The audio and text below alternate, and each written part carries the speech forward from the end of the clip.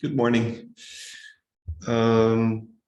So today we're going to talk about linked data, which is sort of a theme that connects together a bunch of other themes that we've seen in the course. So we previously spoke in the course about lots of different aspects of the web semantic web. We spoke about data, which we can model using the resource description framework, or RDF. Logic, where we can use rules or ontologies to enable certain inferences. Queries, which we can express with Sparkle, and receive direct results for our queries. There's one element that's very important that we're missing from this picture, which is the web, right? So the name of the course is the Web of Data, but we've not really spoken all that much about the web, with one exception. In the last class, I spoke about this federated query where we could get some data from different places. So we could get some results from a different endpoint and bring them in and use them in the Wikidata service. So this idea of being able to draw answers from multiple locations on the web. Of course, when we query Wikidata, when we run a query, it's actually over multiple documents. We're running queries over the entire Wikidata website, we could say. But we also saw an instance of federation where we can run queries over multiple websites. So really, we're missing still this web part, which is kind of an important part of the concept, right? So the question is, how do we use RDF, RDFS, OWL, and Sparkle to build a real web of data, right? So what we're missing from this picture effectively is, something important to be able to build a web of data, and that is the concept of links. Okay, so how do we connect somehow the data on the web? How do we connect? We have these documents, they contain RDF, maybe Turtle, in Turtle syntax. How do we link one document to the other is a key question. So how can we add links to this picture? Well, if we think about HTML, we would use a href HTML tag, a special tag to be able to generate a link to another page. How would we do something similar in this case? Well, the point is that we don't actually need to do anything particular. We don't need to do anything special, because RDF is filled with IRIs, these international resource identifiers, which in some sense are web identifiers, okay? They might not only identify a document, but they might identify a person or a class or a property or a building or whatever it might be, but they're still web identifiers. And the idea is that essentially all of these IRIs that we have are links. They can serve as links that point to a document about that thing, right? So maybe here, for example, if we wanted to find out something more about citrus, we're at this current document which describes Jen. If we want to find out more about citrus, we could just click on this link here, and that would bring us to a page that just describes citrus and defines that, okay, lemons are citrus, citrus are things that contain citric acid, vitamin C, and so forth. So all of these things are just links. We don't really need an explicit link property or a link tag or anything. The IDs that we're using can also serve not just as IDs, but as links to find out more information about those things. And it's a very simple concept, but a very powerful concept. So this is the concept of linked data. So just before we talk specifically about linked data, there was a lot of work before linked data on the semantic web. So the RDF specification was first proposed 98-99, the modern version standardized in 2004. And linked data became popular around 2006, started to become popular. So what happened in the time before linked data? Well, people were publishing RDF on their websites. Some people were publishing RDF graphs on their websites, like data sets. Like you could go into some /dumps/ whatever, and you get a list of all of the files there, and there would be a .nt or .ttl file or .xml, as was more common at that stage. And you could download it, and it might be compressed, and you could somehow download a data set in RDF. But there was no links between these websites. It was just each website publishing its own RDF data locally.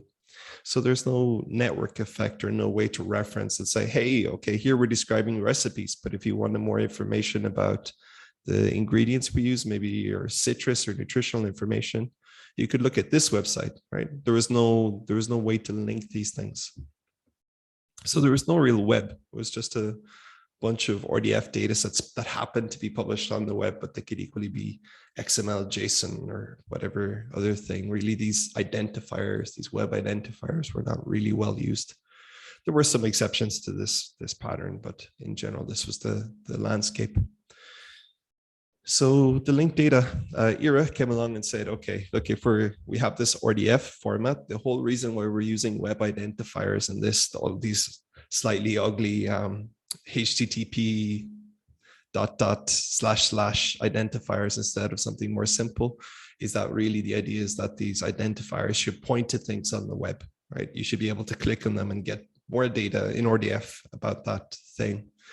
So this was the basis of the linked data proposal in 2006. It was a concept that had been kind of informally around to a certain extent, but was formalized as linked data in 2006 by Tim Berners-Lee, who basically said it isn't just about putting data, the semantic web isn't just about putting data on the web, it's about making links between websites so that a person or machine can explore the web of data.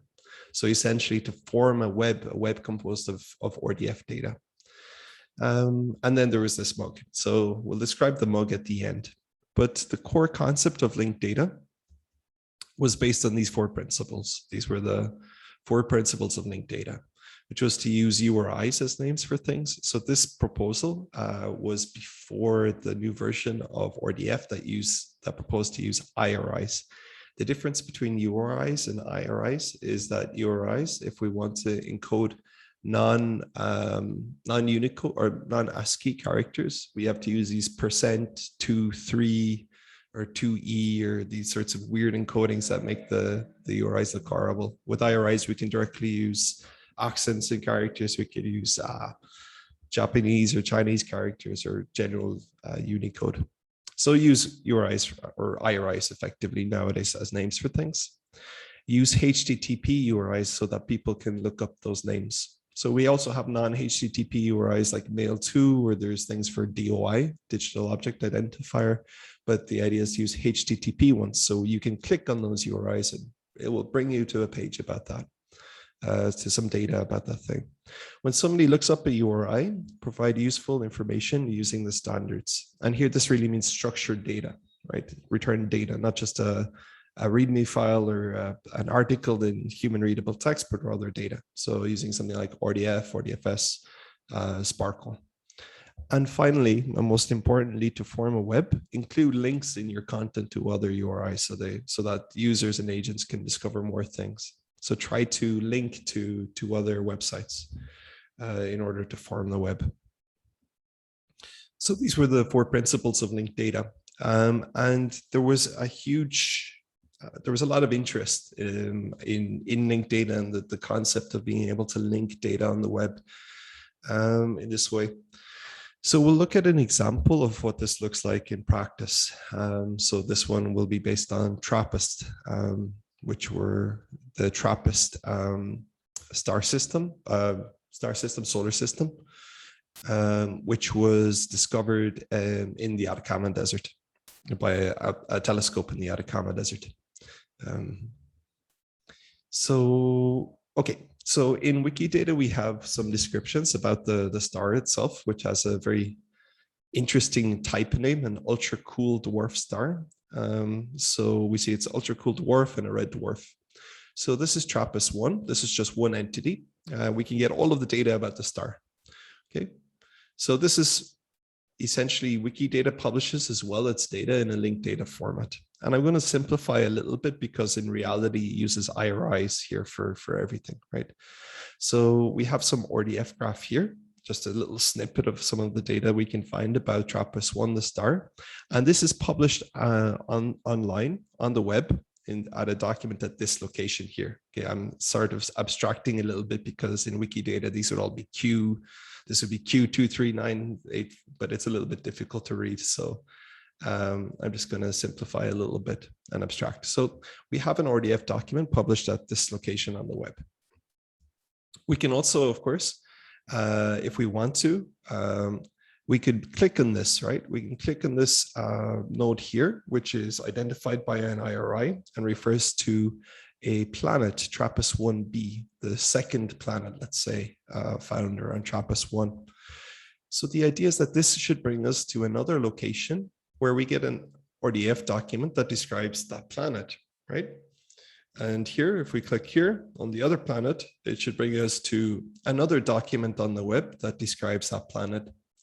And maybe at some stage we'll reach some links where not only does it go to Wikidata or to the local website, but it might go to elsewhere on the web, right? So this is the main concept, that somehow these nodes, these subjects and objects, or even the properties, the predicates, these IRIs are not just identifiers, but they're also, we can somehow use them to find the location of more information about those entities or properties or classes or whatever we've identified with an IRI. Okay, of course, once we have all of this data, these are all RDF graphs. And the nice thing about graphs is that we can just pull them all together and we get this sort of unified view of the data on the different web pages that we visited. So we can query this with Sparkle, we can reason about it using OWL, we can process this however we like. So this is the main concept of linked data. It's not just to publish one massive data set, but to publish individual documents that describe entities and point to create links to data or descriptions of entities on other websites potentially, or in other web pages. So, okay, and then we can run our queries over this data using, for example, Sparkle, in this case, to find the planets of TRAPPIST-1, and if available, their mass in terms of Jupiter masses. Okay, so overall what we see is that this forms a web somehow, because in each document we have various IRIs that point to other documents. So these somehow serve as links as well to other locations on the web, forming a web of data. So any questions or doubts so far? All good. Okay, so question in chat, all good. Okay, so how can we implement these links? Basically, how can we implement this thing where I click here on the HTTP level, I click here and I go to a document about that, right? So there's a few options that we might consider, right? How to implement these links when we click on this node, this IRI here, it brings us to a document about that IRI. So how do we implement linked data effectively on the HTTP level? So there are three recipes, the URL recipe, the hash recipe, and the slash recipe. We'll go through each one. And this was actually, and still can be, the subject of a lot of debate in the community, although it seems a trivial issue. So let's see the options first. The first option is the URL recipe, where effectively here, this URL, we just put the URL of the document. We use this somehow, the URL of the document as the identifier for the planet in this case, right? So there's no difference. Essentially, the URL of the document about the planet is also the identifier for the planet.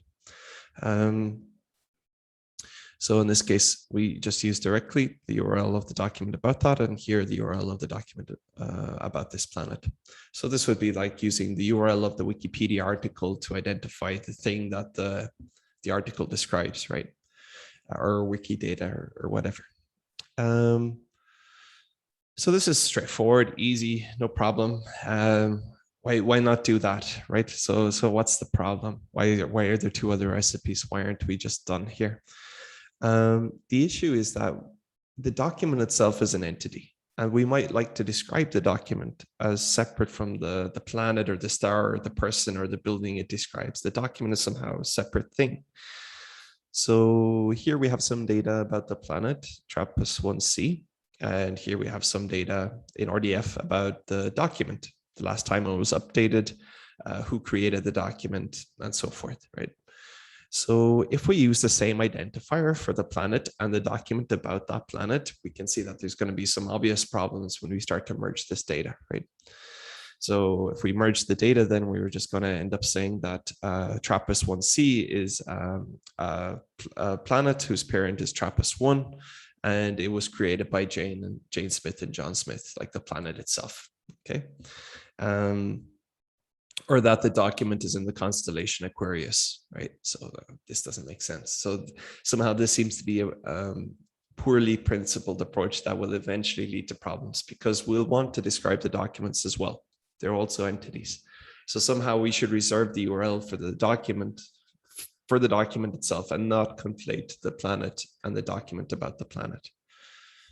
So essentially, this is the conclusion in the linked data community. We shouldn't do this. And some data sets still do this.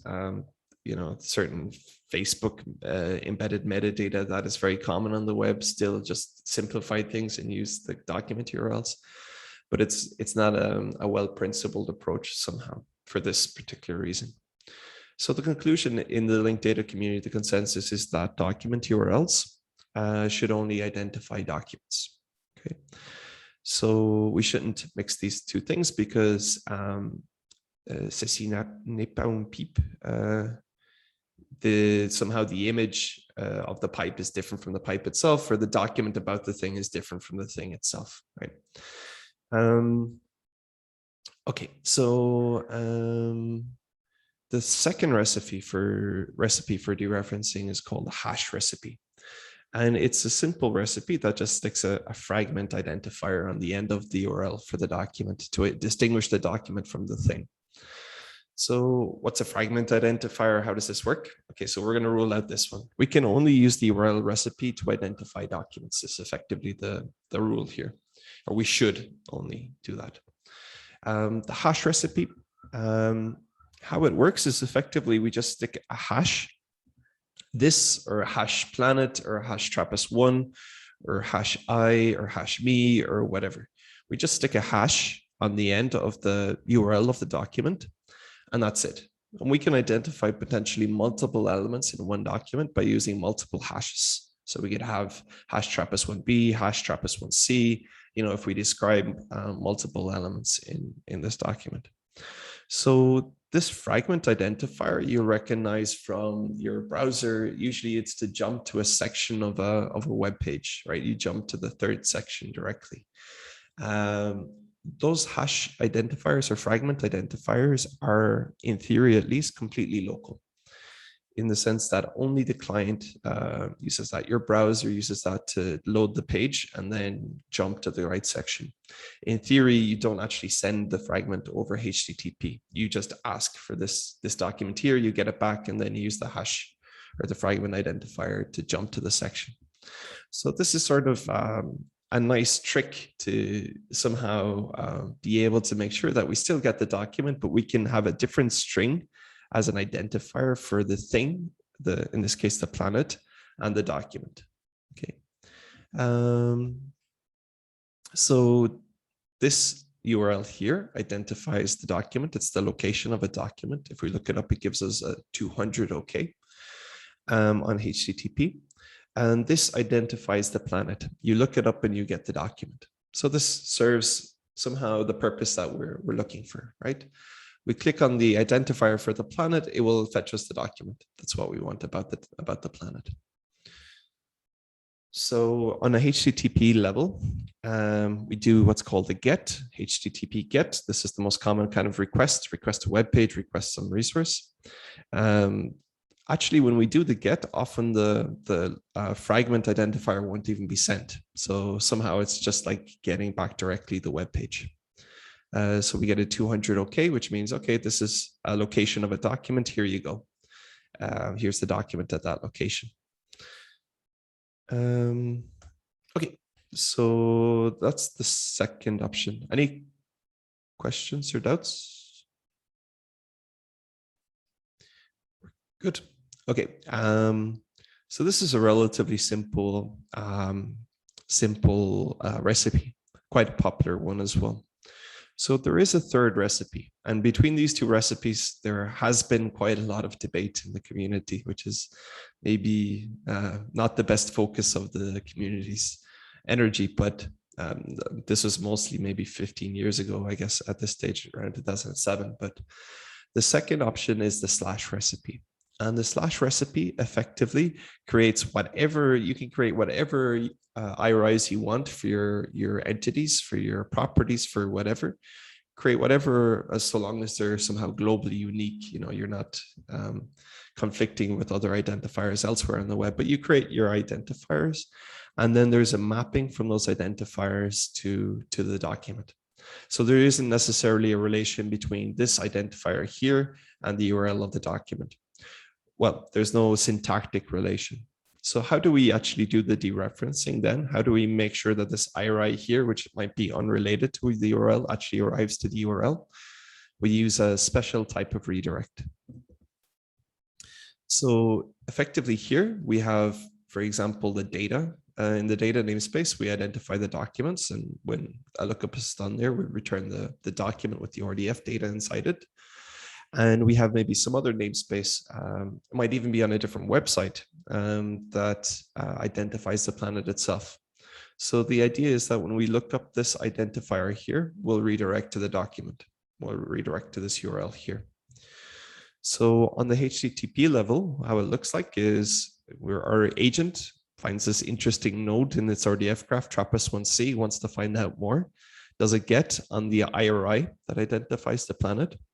The server here, or some server, this ex.org server, returns, okay, a redirect, a special redirect called 303C other, which basically says, okay, this is an identifier for some entity or some planet. I don't know what it is, but if you want to see more information about it, go to this location here.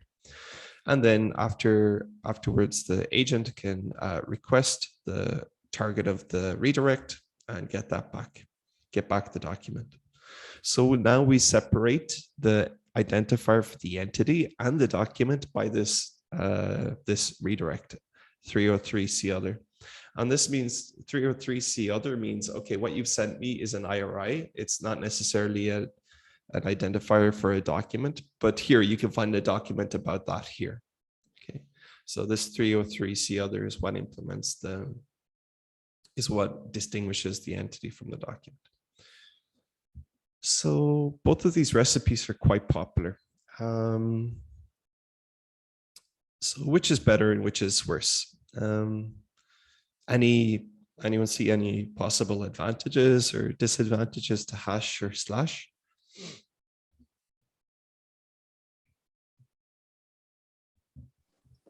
I mean, hash has less arrows, less relations, so it's faster maybe. Less communication, yep, for sure. So somehow there's twice, there's only 2 arrows here, or two, like, one response, one request, one response. And here we have 2 requests and 2 responses. So this has some extra load on the web server, and that's definitely a factor. And this sort of thing here gets complicated if we want to crawl RDF, or we want to access lots of RDF, and we have some limit on how many requests we can make to the server. And the server as well will have to process a lot more requests. We'll have to process double the number of requests now because of this. So this definitely has an overhead, right? So this is a definite advantage of hash. The advantage of slash, and why we don't then just use hash, the advantage of slash is that we can completely separate the naming of entities from the locations of the documents of those entities. In the hash, the URL of the document has to be a prefix of the name of the IRI of the thing that we're describing. In this case, we can define somehow our entities or IRIs in different namespaces. We can define them in different websites even. So this allows us to move the documents around. We could actually move the documents around here. We can move them to another location and just change our redirects, for example, whereas somehow this is locked here, this relation between the identity of the thing we're describing and the document about it. So hash has half the number of requests, and this is nice. This is definitely good for efficiency. But slash decouples the document URLs from the entity IRIs, so they no longer need to be the document URLs no longer need to be a prefix of the entity IRIs. So this can be useful for various things. Both are popular. Both are popular. So larger publishers like Wikidata, like DBpedia and so forth, they tend to prefer the slash recipe, even though it has this additional cost. I mean, here it's not really double the cost because here we're actually transferring the data, and that's where most of the volume is. Here, this is mostly just an exchange of HTTP headers, right? So I don't want to say that this is twice as costly as this. That's not the case, but there is a little bit more communication going on. So one thing we can do then is use content negotiation in both recipes. And content negotiation is very important for the web of data and for the semantic web, because often we'll have different types of clients that can work with different types of syntaxes and formats. So we might want to as well, if someone does a get on a planet, does a get here, they might also want to they might be in a browser and they don't want an ugly RDF page, but rather they prefer a HTML page. So when you look up something in Wikidata in your browser, you by default will get back the standard page that you will have seen, the HTML page that describes the entity and allows you to edit. But you can also in your request say, I'm looking for RDF XML, or I'm looking for turtle. And you look up the exact same IRI, the same identifier, but now instead of getting a HTML page, you get back the RDF data about that entity.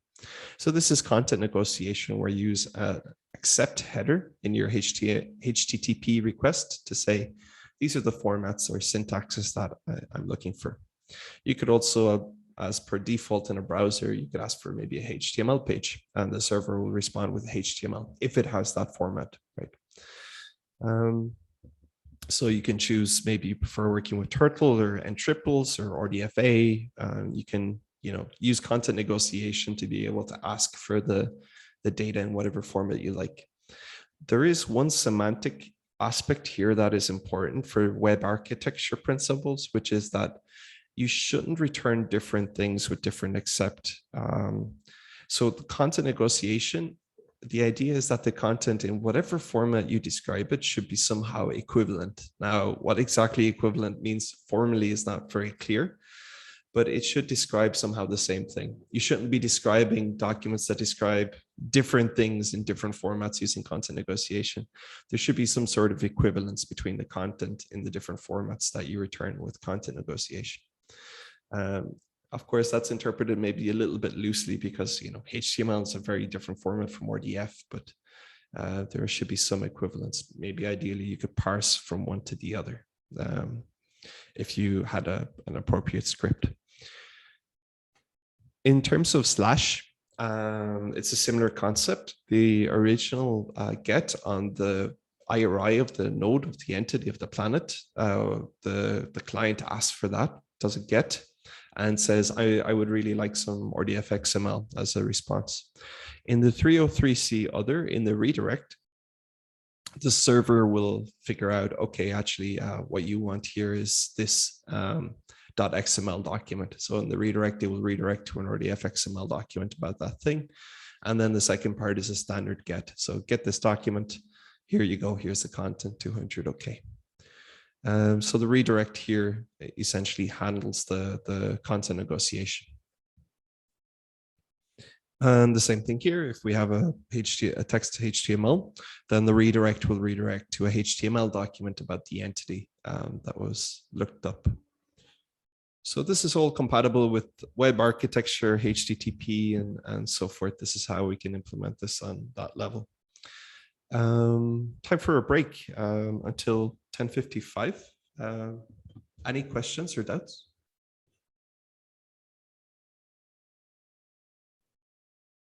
Okay, so we'll take a break until of 10 minutes until 10:55 or so.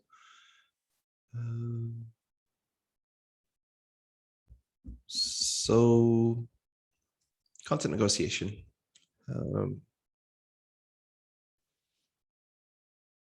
Okay, so that's essentially the technical core of linked data. how to be able to implement on a HTTP level links between RDF data. So in terms of the uptake of linked data and the use cases, a major use case, especially at the start, and it still continues to be a major use case, surrounds this idea of linking open data. So essentially, what happened at the start of the linked data movement was that they were seeking use cases for where can we have these principles, we have these standards, we have this format, syntaxes for RDF. You know, we need to get some data published on the web. We need to start publishing data using these principles to get the ball rolling. So at the same time, in the open data community, there were all these people who were saying, okay, we've got all these people who want to publish open data under liberal licenses, but how should they publish it on the web? What's the best way of publishing it on the web? So open data would be with respect to, for example, governmental transparency. Libraries, museums wanted to open up their data about their repositories. You have communities like Wikimedia, Wikipedia, and so forth. And on the other hand, we had the linked data community, which had come up with this new way of publishing linked data on the web, but we have no data to publish, right? We have these principles and this idea, but you know, what are we going to publish? So the whole idea of linking open data was somehow to bring together the open data community and the linked data community to start publishing linked open data. So there's, with respect to the principles we saw that there was also a mug pictured. And one of the sort of narratives used to explain the linking open data or linked open data initiative was the 5 stars of linked open data. And it was a message for the open data community that in order to maximize the usage of the data that they were publishing, it wasn't sufficient to just publish the data online and you're done. But with a little bit more effort, one could maximize the reusability of the data in other settings and for other applications. So the first star was to publish data under an open license, which is a necessary aspect of open data. Second star is to make the data machine readable somehow. So essentially it should be, you know, parsable by an application or a program. For example, a spreadsheet would be better than a PDF table or a scan of a table, right? It would be better to have like an Excel spreadsheet than some image of a table. Third star for using non-proprietary formats. So this said, okay, you know what, a CSV file or even better TSV, a tab separated values file, would be better than Excel because then I don't need to figure out how to open, or I don't need to use special libraries to parse the Excel. I can use simple parsers or open libraries to parse the format. The fourth star was for using URIs to name your stuff, or IRIs as it would later become, to name your stuff. So this is essentially using web identifiers such that someone somewhere else on the web could link to what you're describing, right? So it's not just a simple ambiguous string, but a global identifier for what you're describing. So use unambiguous identifiers that can be linked or looked up on the web. And the fifth star is to provide links to other content. So this is essentially then the idea of web of data or linked data, where consumers can follow links to find out more. And the intuition of the fifth link is that data are always, a particular data set is always going to be bounded to something. You know, maybe you have a data set about collections in museum collections in Santiago, right? But you could also link to maybe some of the context of the civilizations or involved, or the people involved. Maybe there's other data about that elsewhere in the web. And it would be great if you could link to that content so consumers can find out more. And a second advantage as well is that you can disambiguate some of the content on your site. So if you point to maybe a particular artist, if you link to Wikidata with that, for that artist, now people can know that the artist on Wikidata is the same as the artist you're describing in your local data set. right? So it has various benefits creating these links. So this is the 5 stars of linked open data. Now one could imagine 6 and 7 and 8 stars, but this is sort of the starting point. So a 6th star could be, you know, provide OWL ontologies to define the semantics of your vocabularies and so forth. But this is already a good start in that direction. And this was the mug that we saw earlier. So each star is seen as improving the interoperability and reusability of the data. So as we said, you can start from sort of the PDF, like your image of a table, to an Excel spreadsheet, to maybe something like CSV or TSV with strings, simple strings, to RDF, where you use URIs or IRIs to identify the elements of your data, to linked open data, where you provide links to other sources, and hopefully then other sources will link to you, forming a web of data. Okay. So to explain these abbreviations: open license, readable, machine readable, open formats, URIs, and linked data here. So any questions or doubts?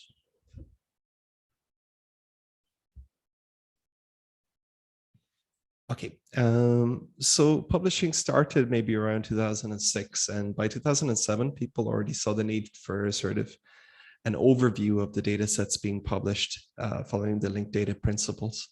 So one of the first LOD clouds, as it was called, was published in 2007, where essentially every bubble here is somehow a data set or a website. VOF was a little bit different, actually. This was decentralized. This had many websites, so it shook, but these are different websites that were publishing linked data at the time.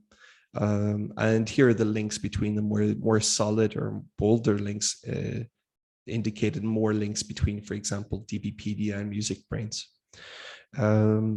So this continued to grow with the years. It started to continue to grow, and more data sets were being published, and the cloud got larger and larger, including, you know, bibliographic data, media and music data, governmental data, geographic data, and so forth. And as well, there was quite a large part which related to biomedical data sets, and continued to grow with the years. And then things kind of paused for a bit, because the people stopped updating it, and then, okay, there would be sporadic updates of the cloud, and it just got larger and larger. So it's worth noting that in some of these cases, some of these larger data sets can contain, you know, billions of triples. You know, geonames would describe every place on Earth almost, right? So it's quite a large decentralized collection of data sets. So, okay, and now to this current version, where we have many data sets being published using these principles. Some examples of those would be DBpedia, which extracts structured data particularly from info boxes on Wikipedia, in order to publish that data as a resource, as a machine readable resource. It's sort of been subsumed to a certain extent by Wikidata, but DBpedia is still a very useful resource. There are certain things you can extract from Wikipedia that are still not in Wikidata. Wikidata itself, a more recent edition, provides linked data, RDF data, where you can click links to go to other RDF data and also to external websites. Geographic data, such as geonames, and linked geodata, where we saw an example of, this is an extract from it's extracted from OpenStreetMap, as sort of an open source version of Google Maps, we could say. And we saw some queries for that, in some federated queries using linked geodata in the last class. Data.gov.uk. So UK government were very interested in using linked data in order to increase transparency, publish data, and make it available in formats that would be more reusable. Spanish government, also in the life sciences, where you have lots of different data sets published by different research groups, and it's sort of hard to connect and integrate those data. BioTOR-DF is an effort to use linked data to integrate different biomedical data sets. UniProt is a very important resource relating to proteins, protein sequences and functional information. So it's a massive data set. They have billions of triples relating to sequence clusters, proteomes. I don't know what those are, but lots of data relating to proteins. E-commerce. So describing products from different websites and different formats. Media. So New York Times has published data about the things it describes in their articles. Music. BBC was very active in using linked data to publish data about the things they were describing. Pokemon. This Pokepedia website publishing lots of data about Pokemon. And so forth. So these are, each of these is like a bubble here in this cloud, right? So we see that there's a lot of data on very diverse topics, and it's, in theory at least, it increasingly interlinked, right? Of course, this brings with it a number of challenges. So even if we link the data, if every data set describes data with their own vocabulary, their own classes, their own properties, their own model, the data sets will be very difficult to integrate and query, right? So somehow, if we have 25 different classes for person or building, if the data sets are still very diverse, then it's going to be still difficult to integrate all of the different data from these different websites. So how could we address this issue? So people started to realize this issue, and they created this movement then around linked open vocabularies, that somehow we not only need to, agree on a data model and we need to link those data, but we want to be able to have some agreement on how to describe similar sorts of data in different data sets. And this led to linked open vocabularies, where essentially we have certain classes and properties that we try to reuse across different websites. So this is a view from a system called Linked Open Vocabularies, or LOV, where we see the most popular or most commonly used vocabularies in terms of the number of documents or websites using the vocabulary. And these are just the prefixes. So DC is Dublin Core Terms, which is just used to describe metadata about documents, which is super useful in many, many data sets. This is an older version, DC Elements, Dublin Core Elements. Next, we have FOF, or Friend of a Friend, which is for describing people and kind of basic social network relations. VAN, which is a description of vocabularies themselves. SCOS, which is used for taxonomies or hierarchies of like the categories in Wikipedia, for example. We can model using SCOS. CC, which is Creative Commons, which describes licensing information, and so on and so forth. So we see, provenance, geographic information, good relations, temporal data. And as we continue along, we see more and more vocabularies. So the idea is to, rather than invent 200 vocabularies for the same thing, which will make it very difficult for querying and integrating the data later, the idea here is to foster reuse of vocabularies, and vocabularies are sets of terms for describing something, classes and properties primarily. So DC Terms describes documents, has 34 classes, and how many properties I can't see because Zoom is in the way, but you can see it probably there. So when a document was updated, what's the license, who created the document. FOF is for describing people, allows for primarily for describing people, some basic personal information. Of course, you have to be careful publishing that on the web, but some information about the people and the people they know, some social relations. SCOS for describing taxonomies, simple knowledge organization system. So we can describe things like Wikipedia categories in a hierarchical way and so forth. Creative Commons Rights Expression Language, or CC, for describing what kind of license is associated with the document or a data set. Schema, which is the schema.org vocabulary. This is the vocabulary published by Google, Microsoft, Yahoo. and basically provides a broad vocabulary for describing a range of things from cinemas to movies to products to cars to restaurants, whatever we might want to describe, and have nice looking results on Google's. So the nice looking results being, again, the schema.org is used to power these sorts of rich snippets, as they're called in Google, but also similar things in other search engines. So these are some of the vocabularies that have been published. And as you see, this is just a small sample of all the vocabulary. So oftentimes, if you want to describe something, if you want to describe movies, or you want to describe music online, you'll find a vocabulary that already exists that you can reuse for that. Not for everything. So for this reason, you can create a new vocabulary as well, if needs be. In terms of some of the applications that we've seen for linked data, where it's being used, who's using these data sets and for what? So the answer is complex because there are different domains of data sets. So we saw there's biomedical data sets and media data sets and geographic data sets and bibliographic data sets and all sorts of different data sets in there. So there are, however, certain key applications that are using these data, for example, or using specific data sets in particular. So Google's knowledge graph, for example, this knowledge panel and other features, they've integrated particularly data from Wikidata, possibly also DBpedia and other data sets. Apple Siri is also using heavily now Wikidata. So before this used Freebase, which was another data set, but that's been discontinued in favor of Wikidata. Apple Siri is also using linked data sources, but particularly Wikidata.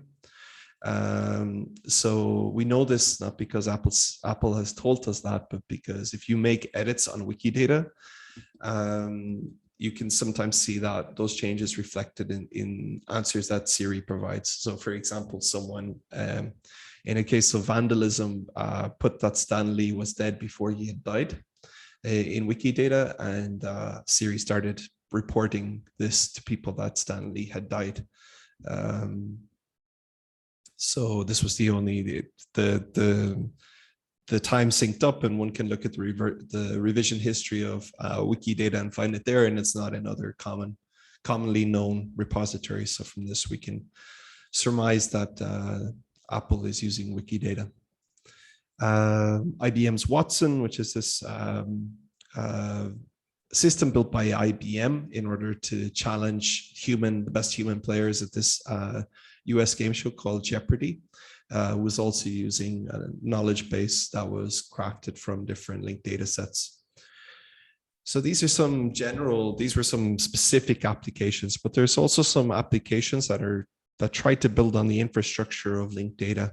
An interesting example of that is social linked data, or SOLID, which is this idea of being able to build social applications that are based on personal data, but where users themselves control their own personal data. They're not uploading it to a central site like Facebook or Instagram or whatever. They control their own data, and they then tell other applications what data is allowed to be used. So they control their data in their own central, what's called a pod.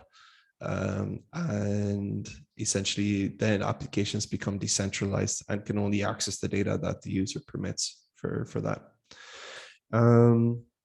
So this is an ongoing project. This is something that's still very much under development. Yeah, so various applications here and there. There's lots of developments, lots of ideas on how to develop upon this linked data infrastructure. In many cases, aside from the SOLID use case, still, however, these applications are using handpicked data sets or handpicked vocabularies, rather than kind of like just saying, okay, here's linked data, discover what I need. They're saying, okay, we'll take Wikipedia, Wikidata, we'll mix that with linked data here, and then we'll create our application, we'll train some models, or we'll build a query service or build an application upon these data. So there's still not so many applications that can actually discover linked data.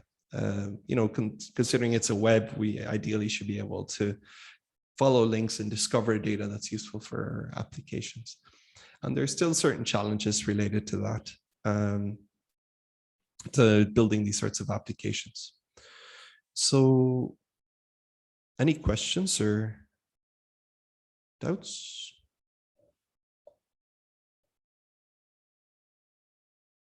Okay, so we have this massive decentralized cloud of data, and all good. Okay, and it's essentially, it's great, but there's lots of challenges that have emerged from that as well that, you know, we're starting to realize. So there's a bunch of research questions around this in terms of how to best organize this cloud, this decentralized massive collection of data, so that we can make the best use of it possible. So it's research, right? It's sort of, you know, we're at a point where there's lots of open questions, and there's ongoing work in these directions. So the first thing is linked data integration. So oftentimes, if we look at these different data sets, they'll produce data about the same entity, right? Overlapping entities. So we'll find, for example, in DBpedia, a resource about Bill Clinton, and in Freebase, there's a resource about Bill Clinton, and in the New York Times, there's a resource about Bill Clinton, and in music, there's a resource about Bill Clinton. So how do we, to be able to integrate the data, the first thing we need to do across these different websites, the first thing we need to know is, are these the same? Is this referring to the same person? Right. So, for example, the music looks a bit suspicious. I mean, maybe this is not the same Bill Clinton, but we see, okay, born on the same date, August 19th, 1946. And we see in the description as an American politician who served as, so, okay, it seems that he lived a second life as a music artist or whatever. So this is a difficult question to resolve unless somehow, you know, we need some methods to be able to do this automatically, because oftentimes we're not going to have these universal identifiers. Maybe in the case of books, we have ISBNs, or we have maybe in the context of papers, DOIs, or maybe there's certain identifiers we can associate. But in the case of people, for example, there's no concrete ID that we can globally use to say this is the same person, right? So, and this is key. So to be able to integrate the data from DBpedia and Freebase, and, you know, the data from the New York Times about what New York Times articles have been written about Bill Clinton, as well as what albums or what songs Bill Clinton has published. To be able to get this integrated view, the first thing we need to say is, you know, is this even referring to the same entity or the same person? And we need this also to create links between the different websites. So this is a challenging problem. So what we'd like to do would be to somehow know or consolidate under whichever identifier, but to be able to know that these refer to the same person. So how could OWL help here? Well, if we have some inverse functional properties or functional properties, or, you know, there are certain OWL semantics that will allow us to infer when things are the same, and they have been used and they are useful in a linked data setting as well, for integrating these sorts of data. Actually, that was sort of part of the topic of my PhD, was working on OWL reasoning over linked data, or all this diverse data. So with OWL, we can use same as, or we can even infer same as from the semantics of OWL ontologies to help with this. Another open issue is with respect to diverse vocabularies. So in different websites, we might use different vocabularies with different namespaces. Even though we try to avoid that issue somehow with linked open vocabularies, it's inevitable that we're not all going to agree on the same vocabulary, right? And so long as this happens, even if we agree on what things are the same, like which nodes refer to like lemon 2, this lemon here refers to this lemon here, so long as all of our vocabularies are different in the different data sets, it's going to be very difficult to integrate the data. So how can we integrate and write queries across against linked data from different sources, especially when they're using different vocabularies? So this is, again, an open issue. OWL, again, can help with that, because we can define mappings using equivalent property or sub property of, to say, okay, this property here is the same as that property over there. We can define axioms in OWL to state some equivalence between classes and properties and different vocabularies.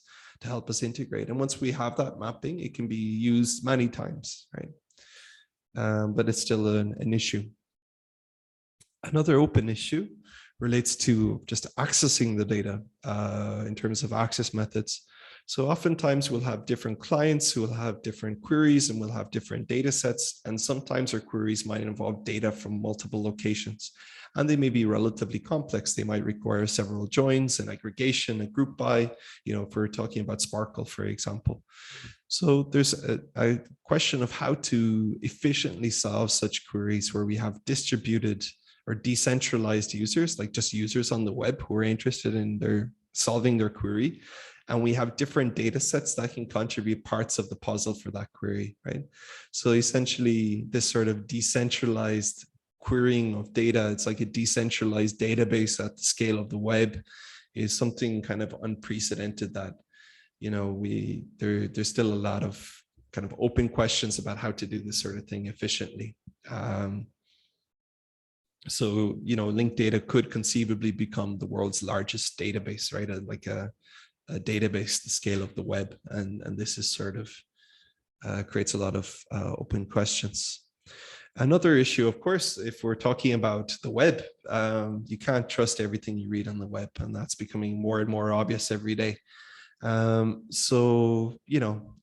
same with linked data. It's essentially what happens if people start making stuff up, right? So if people start defining some random nonsense, in particular, if we're using reasoning, we have some out semantics, we can very quickly get into trouble. And part of the problem is that if we're automating the processing of this, some parts of the data that's used to generate the responses, they're not going to pass through a human filter, right? So the good thing about only having a human readable web is that humans can read it and they can say, okay, this makes sense or this doesn't make sense. But if we start automating things, in the intermediate results, there can be some fake or misinformation that can lead us to jump to maybe automatically generating some results that we shouldn't generate due to spam or misinformation or whatever. So the same is true for RDF on the web. So we can use similar principles as we use on the web to combat this. For example, we use link analysis. If a document has very few links to it, we might put less trust in it. There's various measures we can take, but it's still somehow there's some open questions about how to address this sort of issue in the context of the web of data. Briefly as well to mention that a lot of data was already published in formats that weren't RDF, like in HTML or XML or CSV, SQL, JSON, PDF. A lot of legacy data is not in an RDF format, where there's some open questions about how to best port or migrate this data, make it available in this RDF format so it can form part of the web of data using an agreed upon data model. So yeah, in terms of legacy data, starting to use IRIs to identify things and to add links is a big step. And this is known in the community that, okay, the step to CSV is straightforward, but moving forward from there can be quite a big step. Especially for people who are not familiar with the concepts or with the rationale behind this. If you just look locally at a data set, just look at your local data set, it's hard to see much benefit between CSV and RDF, right?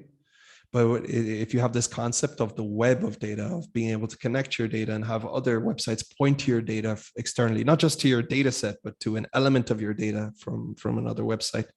And when you start to see that concept, you see the benefit of having RDF. But this is still a sort of a big leap for many publishers or many people on the web.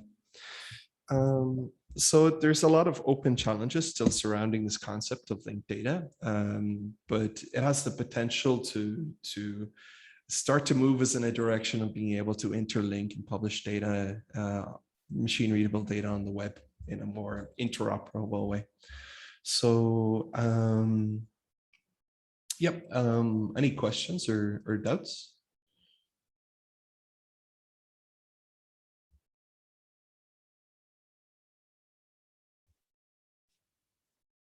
If not, the lab on Wednesday we'll play around with some concepts with linked data. We'll create very basic, but general form of social network where you're going to publish some RDF data on the web, and we'll see the linked data principles in action through that. If there's no questions, see you on Wednesday. Bye-bye. Bye. Bye-bye. Thank you. See you. Goodbye. Bye-bye. Have a good week.